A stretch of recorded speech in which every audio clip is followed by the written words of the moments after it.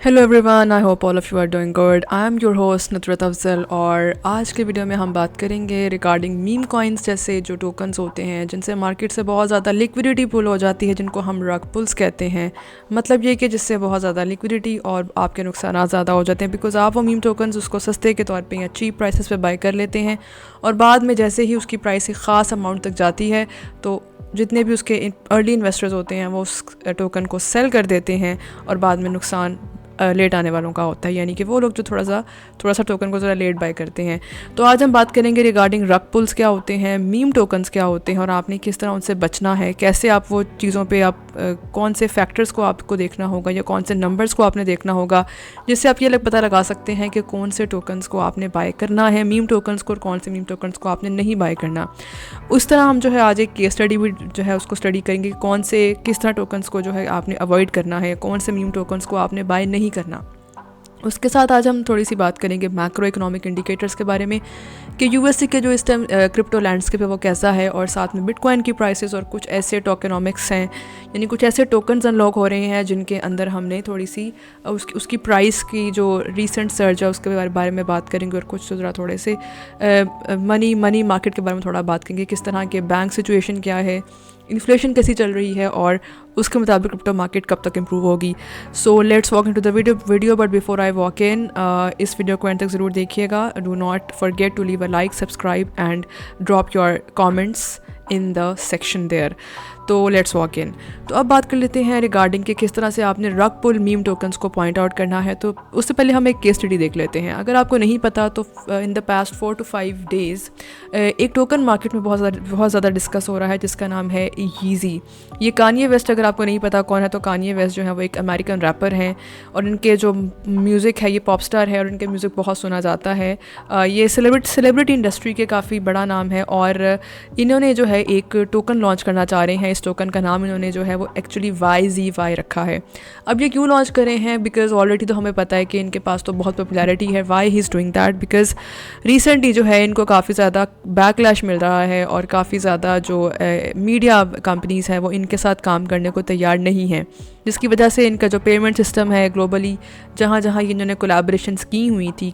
कोई ना कोई बैंकिंग इंस्टीट्यूशंस के साथ, तो वहाँ पे इनको काफ़ी ज़्यादा बैन किया जा रहा है। इनके साथ कोलैबोरेशन जो है वो एंड की जा रही हैं और ये काफ़ी मुश्किल का जो है अब शिकार है। तो इस चीज़ को देखते हुए जी इन्होंने अपना एक टोकन लॉन्च किया है और उस टोकन का नाम इन्होंने यीज़ी के नाम से रखा है, जिसका नाम YZY है। तो आपके सामने स्क्रीन पे होगा जी। बट क्या ये टोकन अच्छा है या नहीं है उसके लिए देख लेते हैं, लेकिन पहले आप स्क्रीन पे देखें तो इनके बारे में बताया जा रहा है कि America rapper Kanye West is launching a meme coin, जिसमें उन्होंने 70% जो टोकन की ही टोटल सप्लाई है वो इन्हीं के पास है। इसका मतलब ये है कि ये एक बहुत बड़ा रेड फ्लैग है कि यहाँ से हमें इसको नहीं बाय करना चाहिए, बिकॉज अगर हम लोग अभी 30% में भी कोई ना कोई कॉन्स्टिट्यूट करता है और आम इंडिविजुअल्स आप जैसे हम लोग उसको बाय करते हैं तो 30% जो है हमें ज़्यादा चांसेस हैं नुकसान होने के, एंड 70% जैसे ही ये लोग बेचेंगे तो we will not have it. उसके अलावा जो है 10% लिक्विडिटी सप्लाई में इन्होंने सिर्फ खोली है और 20% इन्वेस्टर्स को दे दिया है। तो इन द एंड एक्चुअली कुछ बचा नहीं है and people are already questioning whether or not they should be investing. तो इनके बारे में कहा जा रहा है कि इन्होंने अपना जो ट्विटर अकाउंट है वो $17 मिलियन का किसी को सेल कर दिया है और उस इंसान ने जो है या उस पर्सन ने जो है इनके ट्विटर अकाउंट के थ्रू ये अनाउंसमेंट की है और वो इनका नाम यूज़ करके एक टोकन लॉन्च करना चाह रहा है ताकि वो भी कुछ ना कुछ अर्निंग कर सके। और ये बंदा कौन है इसके बारे में लोगों ने काफ़ी रिसर्च की है। On the screen you can see कि जनाब ये ब्लेड नामिक एक ट्विटर यूज़र है, इन्होंने कहा है कि breaking Kanye West sold his X account for $17 million, जो कि मैंने आपसे शेयर कर दिया है। बट इन्होंने जो है इसके बैक एंड पे जो पर्सन है उसका नाम है बार्क मेटा जो है वो एक्चुअली एक यूज़र थे जो कि काफ़ी नोटोरियस है, काफ़ी इनफेमस है और काफ़ी ज़्यादा इनका बुरा नाम है क्रिप्टो इंडस्ट्री में, क्योंकि उन्होंने बहुत ज़्यादा रग पुल्स पहले भी पास्ट में कर चुके हैं। तो दैट इज़ वाई लोग इन पर ट्रस्ट नहीं करते। और अगर ये अपने आप को इससे जोड़ रहे हैं तो इसका मतलब है कि this is definitely a big red flag. आपको YZY टोकन में बिल्कुल भी नहीं इन्वेस्ट करना चाहिए अगर आप में से किसी का माइंड बन रहा है इसमें इन्वेस्ट करने का।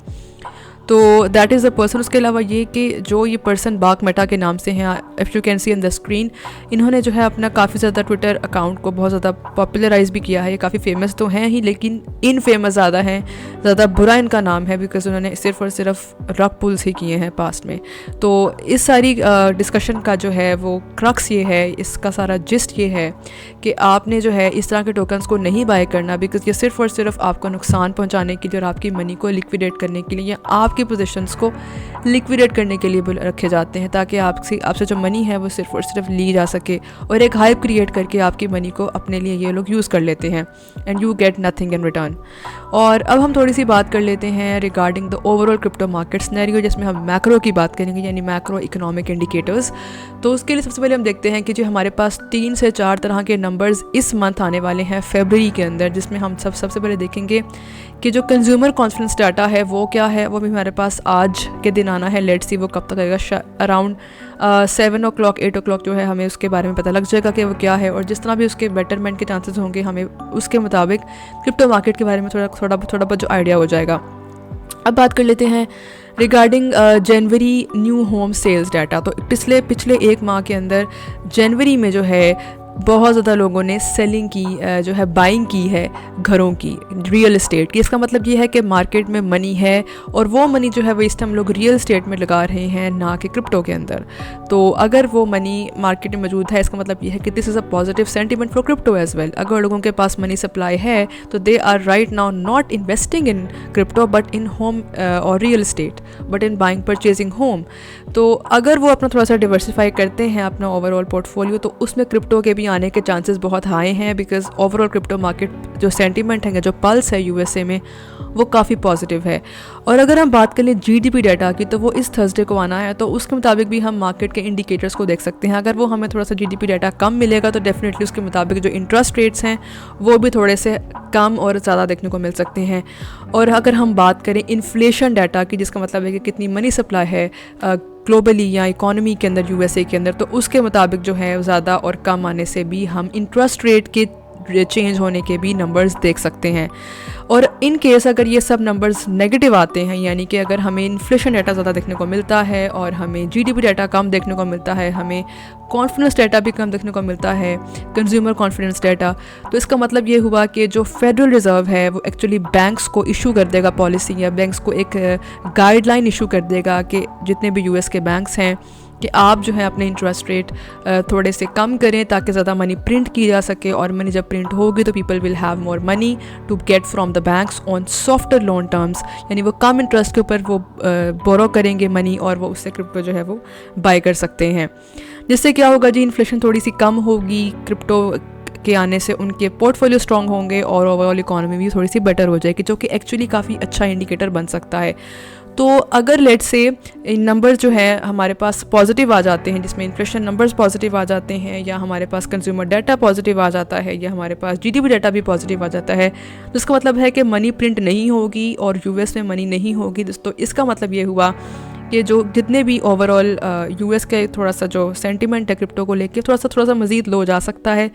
लेकिन इट डजेंट मीन कि क्रिप्टो के अंदर जो है बुल रन ओवर है। इसका मतलब ये है कि there will be a little pause in the market for some time, but after 1 to 2 months हमें वो नंबर्स पॉजिटिव देखने को मिलते हैं, बिकॉज ग्लोबली वर्ल्ड वाइड सिर्फ यूएसए के अलावा जितनी और कंट्रीज़ हैं वहाँ पर जो उनके सेंट्रल बैंक्स हैं वो अपने लोकल बैंक्स को ये इशू करने वाले हैं डायरेक्टिव्स कि वो अपने इंटरेस्ट रेट्स थोड़े से लो करें। जिसका मतलब ये हुआ कि इंटरेस्ट रेट लो करने का मतलब है कि मनी प्रिंट की जाएगी और लोग उस मनी को यूज़ करके अपने लिए क्रिप्टो करेंसीज़ और दूसरे एसेट्स में वो मनी बाय करेंगे, जिसमें हम गोल्ड की प्राइसेस भी थोड़ी हाई देख सकते हैं और हम क्रिप्टो करेंसीज़ की प्राइसेस भी हाई देखेंगे। तो बुल मार्केट सिर्फ यूएसए की इकोनॉमी से नहीं ड्राइव होगा, बल्कि वो बाकी इकोनॉमीज़ के भी कंट्रीब्यूट करने से ड्राइव होता है। और अगर मैं आपसे थोड़ी सी बात करूं रिगार्डिंग न्यू टोकन रिलीज़, तो न्यू टोकन रिलीज़ होने वाले हैं आपके सामने on the screen. You can see कि जो न्यू टोकन्स हैं वो एक्चुअली अराउंड 96 मिलियन समथिंग जो है आपके सामने आएंगे, या 9.6 मिलियन समथिंग के नंबर्स हैं। इन्हीं टोटल वैल्यू के जो है इतने नंबर्स जो है न्यू टोकन्स के लॉन्च हो रहे हैं, जिसमें आपके सामने YGG, ऑल्ट, मांटा जो कि है मांटा ऑप्टिमिज्म जो है AI बेस्ड टोकन, DYDX, सुई और जेटा, इसके न्यू टोकन्स लॉन्च होने वाले हैं, तो which is actually very very nice. और उसके अलावा हमें सोलाना के न्यू टोकन्स भी हमें 1.5 बिलियन डॉलर्स के टोटल जो है सोलाना टोकन्स भी 1 मार्च को लॉन्च होने वाले हैं। तो इसको लेके थोड़ा सा ज़रा सेंटिमेंट मिक्स्ड है मार्केट में। मतलब ये कि जो सोलाना के ये 1.5 मिलियन टोकन्स न्यू रिलीज़ होने वाले हैं, इससे जो है उनके सीड इन्वेस्टर्स यानी जिन्होंने स्टार्ट में इन्वेस्टमेंट की थी, उनकी अपनी टीम, उनकी सोलाना फाउंडेशन और उसके अलावा वो लोग जिन्होंने FTX बैंकरप्सी के बाद यानी जब FTX टोटली ख़त्म हो गई थी तो तब उन्होंने सोलाना को बहुत ही कम चीप प्राइसेस पे जो है उसको ऑब्टेन किया था फ्रॉम FTX बैंकरप्सी रिडेम्पशन। तो उस रिडीम टोकन्स के थ्रू वो जो हैं वो दोबारा से उसको बाय कर रहे हैं। तो उन लोगों के लिए जो है वो एक तरह की नया एंट्री पॉइंट बन रहा है। यानी कि जो अभी हम सोलाना का डिप देख रहे हैं, इसका मतलब ये है कि सोलाना को अगर आप अभी होल्ड ऑन रखते हैं तो अभी आपको बहुत अच्छे रिटर्न्स मिलने के चांसेस हैं, बिकॉज़ सोलाना अभी भी अपने पॉजिटिव बुल रन की तरफ जाने वाला है। अभी हमने उसकी हाई प्राइस 295 तक देखी थी, हमने उसकी प्राइस जो है 290 तक देखी थी, लेकिन there are potential of going it at least more higher. तो अगर बहुत मार्केट कैप आता है, लोगों ने वेल्स ने आना है, बड़े इन्वेस्टर्स आएंगे जिनको हम वेल्स कहते हैं, और उन्होंने आके इसको बाय करना है। तो ये सारा तो जी है सोलाना का फंडामेंटल्स। और उसके अलावा कुछ रेगुलेशंस जो हैं वो बेहतर होने वाली हैं USA में ओवरऑल, क्योंकि पास्ट 1-2 वीक से जो है सिक्योरिटी एक्सचेंज कमीशन ने, मैंने अपनी वीडियो में पहले भी डिस्क्राइब किया था कि कॉइनबेस के अगेंस्ट उन्होंने जो लॉ सूट केस किया था या फाइल किया था वो उन्होंने वापस ले लिया है। उन्होंने रॉबिनहुड के ख़िलाफ़ भी किया था, वो भी उन्होंने वापस ले लिया है। और अब जो हमने रिपल के ख़िलाफ़ भी जो एक लिया था, अभी तक ऑफिशियली कोई ऐसी अनाउंसमेंट नहीं हुई SEC के थ्रू, लेकिन अगर आने वाले चांसेस टाइम में हम देयर आर हायर चांसेस कि XRP के अगेंस्ट जो भी लॉ केस था वो भी अब वापस लिया जाएगा। जिसका मतलब ये है कि ये तीनों के अपने अपने शेयर्स यानी कॉइनबेस के अपने शेयर और रॉबिनहुड का शेयर ये सब तो ऊपर जाएंगे ही, और साथ में जो है रिपल की प्राइस भी बहुत हाई जाने वाली है, क्योंकि रिपल को लेके US पार्लियामेंट के अपने कुछ पर्सनल्स, US पार्लियामेंट कैंडिडेट्स वो बहुत पॉजिटिव और उन्होंने पर्सनल भी अपने अकाउंट्स में रिपल को होल्ड किया हुआ है। तो रिपल के चांसेस हाई बहुत हैं जाने वाले। और उसके अलावा आज हम वो भी साथ देख लेते हैं जी एनवीडिया की प्राइस। तो जी इस वेडनेसडे एनवीडिया की जो शेयर्स हैं उसकी प्राइस हमारे सामने डिक्लेयर होगी। इसका मतलब ये है कि हमें पता लग जाएगा कि एनवीडिया किस पोजीशन में खड़ा है। अगर एनवीडिया के शेयर की प्राइस हाई आती है तो इसका मतलब है कि ओवरऑल क्रिप्टो मार्केट भी बहुत पॉजिटिव होने वाली है, बिकॉज जितनी कंपनीज एनवीडिया के शेयर्स या एनवीडिया के चिप्स को बाय करती हैं तो उनके रेवेन्यू में बढ़ता है, और रेवेन्यू बढ़ने का मतलब है कि उनकी स्टॉक या शेयर प्राइस भी बढ़ जाती है। तो अगर उसके शेयर प्राइस ज़्यादा आती है, इसका मतलब ये है कि क्रिप्टो मार्केट भी पॉजिटिव होने वाली है और क्रिप्टो के अंदर बहुत से लोग इन्वेस्टमेंट करने वाले हैं। सो ये सारा जो है सिनेरियो है क्रिप्टो के लिए और एनवीडिया के लिए, और आप कैसे रग पुल और मीम टोकन्स को पॉइंट कर सकते हैं और उनमें कैसे इन्वेस्ट आपने नहीं करना और क्यों नहीं करना, उसकी जो है मैंने डिटेल्स आपसे पूरी शेयर की हैं। वीडियो को एंड तक लाजमी देखा करें, बिकॉज अगर आप नहीं देखेंगे तो आप बहुत इंपॉर्टेंट इन्फॉर्मेशन जो कि आपको इन्वेस्टमेंट के टाइम चाहिए होती है वो आपके काम नहीं आती, and you miss those important points. तो that is it for today's video. I hope you like it, and if you have any suggestion you can drop them in the comments. Video को end तक ज़रूर देखें, leave a like and subscribe, and take care, have a good one.